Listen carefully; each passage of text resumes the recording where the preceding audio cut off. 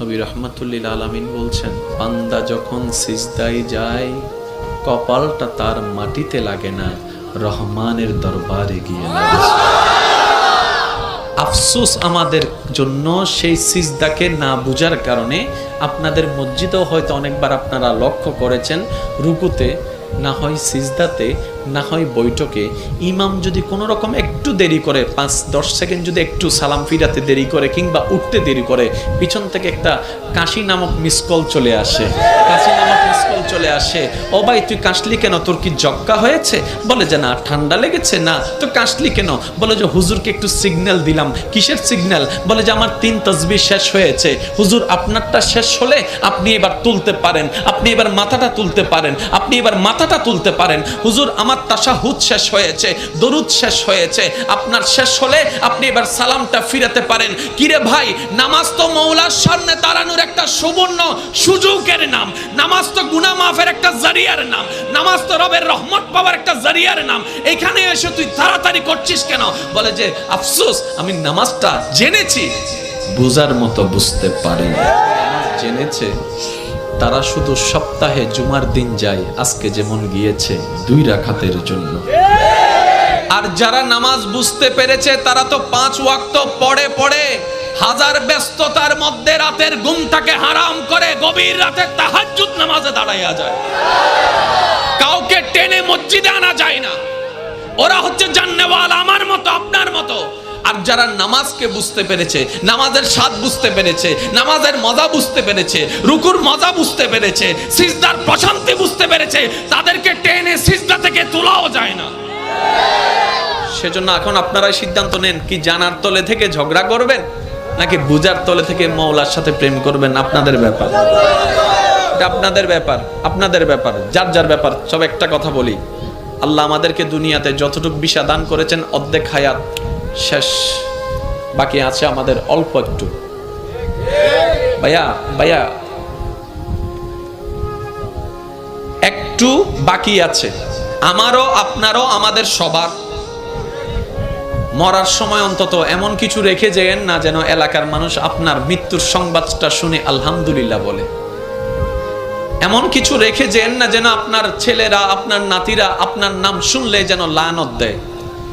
এটা জীবন নয়, এটা জীবন নয়, এটা জীবন নয়। এমন একটা জীবন বানান যেন আপনার মৃত্যুর সংবাদটা শুধু আপনার পরিবারের মুখে চোখের মধ্যে মলিনতা আর অশ্রু আনবে না, শুধু আপনার আশেপাশে পরিচিতরা পর্যন্ত বলবে, আহ আফসোস, আজকে একজন নেককার বান্দাকে হারিয়ে ফেলেছি, আজকে একজন মায়ার মানুষকে হারিয়ে ফেলেছি, আজকে একটা মমতার মানুষকে হারিয়ে ফেলেছি। যেভাবে সিদ্দিকে আকবর দুনিয়ার থেকে যাওয়ার পরে জগৎ কান্না করেছে, ফারুকে আজম যাওয়ার পরে জগৎ কান্না করেছে, ওসমান ও আলী যাওয়ার পরে জগৎ কান্না করেছে, ইমাম হোসেন কারবালায় শহীদ হওয়ার পরে 2005 সালে চট্টগ্রামের মানুষ পর্যন্ত কান্না করছে।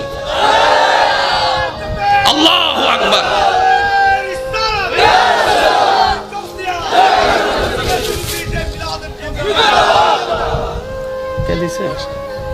কে দিছে মাশাআল্লাহ, মাশাআল্লাহ, মাশাআল্লাহ, আলহামদুলিল্লাহ। আমি রাখছি, সবাই বলেন একবার মারহাবা। তাহলে একটার নাম জানা। অনেকে বলবেন, হুজুর এই জানা এবং বুঝা শব্দ নিয়ে এতক্ষণ সময় পার করে দিলে কেমনে হবে? ভাই, জানতে বেশিক্ষণ লাগে না, বুঝতে একটু সময় লাগে।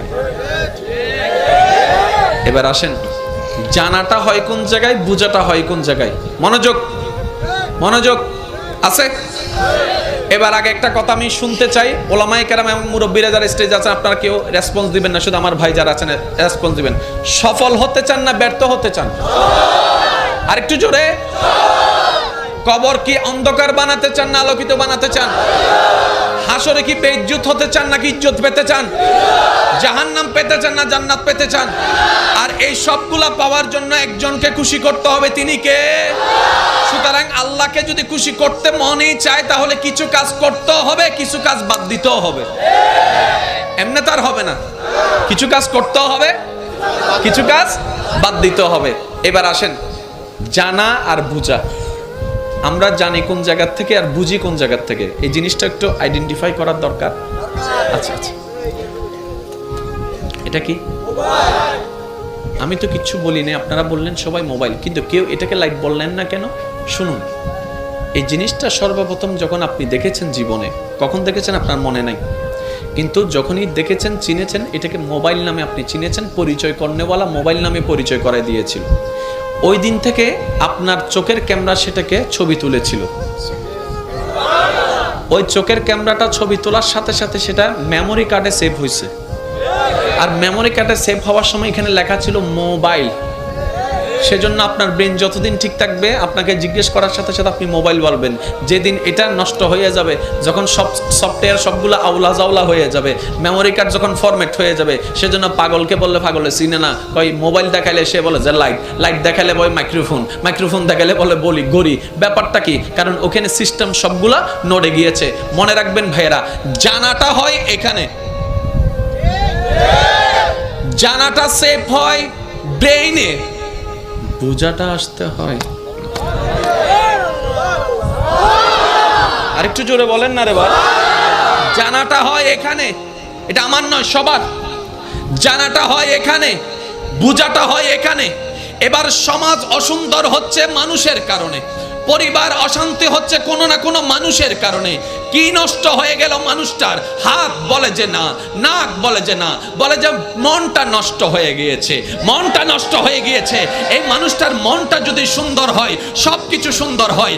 মাকে জানলাম, বাবাকে জানলাম, স্বামীকে জানলাম, স্ত্রীকে জানলাম, বড় ভাইকে জানলাম, ছোট ভাইকে জানলাম, ন্যায় কি জানলাম, অন্যায় কি জানলাম, ভালো কি জানলাম, খারাপ কি জানলাম। পারি না কেন? বলে যে মন থেকে বুঝাটা হয় নাই, মন থেকে বুঝাটা হয় নাই। যখন আপনার জানাটার সাথে মনের বুঝাটা চলে আসবে, আপনি তখন বুঝতে পারবেন আপনার জান্নাত। আপনার মাকে দেখলে শুধু মা মনে হবে না, মনে হবে একটা জান্নাত আসতেছে, জান্নাত আসতেছে, জান্নাত আসতেছে। বাবাকে দেখলে মনে হবে না বাবা আসতেছে, মনে হবে জান্নাতের দরজা দাঁড়ায় আছে। আল্লাহু আকবার। এবার একটু খেয়াল করবেন, ভালোবাসা ছাড়া সংসার হয়? আপনারা যেটা বলবেন আমি সেটা নিয়ে আগাবো। ভালোবাসা ছাড়া সংসার হয়? ভালোবাসা ছাড়া পরিবার টিকে? ভালোবাসা ছাড়া আপনার ব্যবসা টিকবে? ব্যবসার প্রতি যদি আপনার ভালোবাসা না থাকে, শেষ। কারণ 9টার দোকান আপনি খুলবেন 3টায়, কাস্টমার একটা আসছে, আপনার ওই বোরিং লাগছে, ব্যবসা ব্যবসা। তাহলে ভালোবাসা ছাড়া ব্যবসা টিকবে? আপনার যে চাকরি করেন সেই চাকরির প্রতি আপনার যদি ফিলিংস কাজ না করে, চাকরিতে যাওয়ার ইচ্ছা থাকবে না, না গেলে 3-4 দিন আপনার চাকরি শেষ। তাহলে ভালোবাসা ছাড়া চাকরি টিকবে? জোরে বলেন না, ভালোবাসা ছাড়া চাকরি টিকবে? আপনাদের ঘরে যারা রান্না বান্না করে আপনাদের জন্য, আজকে গিয়ে ওনাকে একটু জিজ্ঞেস করবেন, ও মা, ও বউ, ও বোন, এই যে গরমকালে তুই গরমের মধ্যে তুই যে আগুনের সামনে বসে রান্না করিস, তোর কি কষ্ট হয় না? এত কষ্ট তুই সহ্য করিস কেন? তখন স্ত্রী বলবে, স্বামী তোমার জন্য, স্বামী তোমার জন্য, স্বামী তোমার জন্য। মা বলবে, সন্তান তোদের জন্য করি, তোদের জন্য করি। বোনে বলবে, ভাই তোদের জন্য করি, কারণ আমি তোকে এখান থেকে ভালোবাসি, এখান থেকে ভালোবাসি। ওই ভালোবাসার যখন অনুভব হয়, গরম আর গরম লাগে না, গরমের উপরেও শক্তিশালী হয়ে যায় ভালোবাসা। এবার আমি আওয়াজ দিব, সবাই আমাকে ফুল ভলিউমে আওয়াজ দিবেন। ভালোবাসা ছাড়া সংসার টিকে, ভালোবাসা ছাড়া পরিবার টিকে, ভালোবাসা ছাড়া ব্যবসা হয়, ভালোবাসা ছাড়া চাকরি হয়, ভালোবাসা না থাকলে পড়ালেখা হয়, ভালোবাসা না থাকলে কোনো কিছু হয়।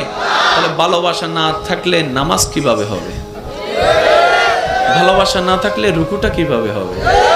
ভালোবাসা না থাকলে সিজদা কিভাবে হবে? তাই তো নবী রাহমাতুল লিল আলামিন বলছেন, নবী রাহমাতুল লিল আলামিন বলছেন, বান্দা যখন সিজদায় যায়, কপালটা তার মাটিতে লাগে না, রহমানের দরবারে গিয়ে লাগে। আফসোস আমাদের জন্য সেই সিজদাকে না বুঝার কারণে।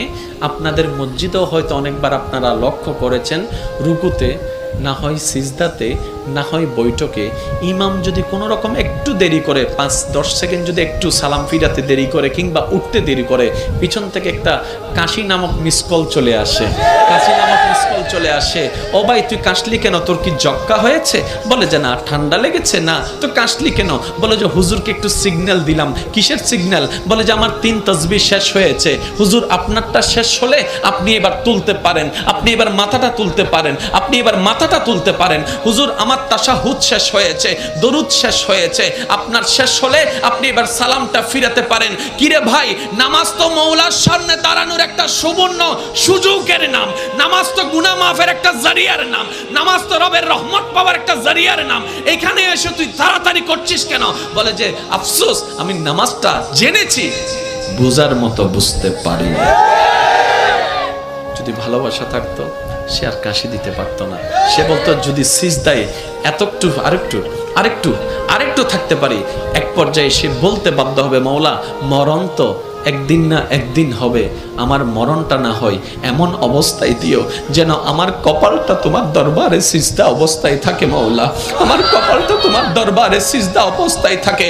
আমার জবান থেকে বের হবে সুবহান রাব্বিয়াল আলা, সুবহান রাব্বিয়াল আলা, সুবহান রাব্বিয়াল আলা।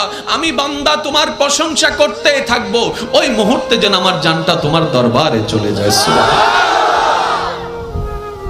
ভালোবাসা ছাড়া কিচ্ছু হবে না। এবার আপনি মানেন না মানেন।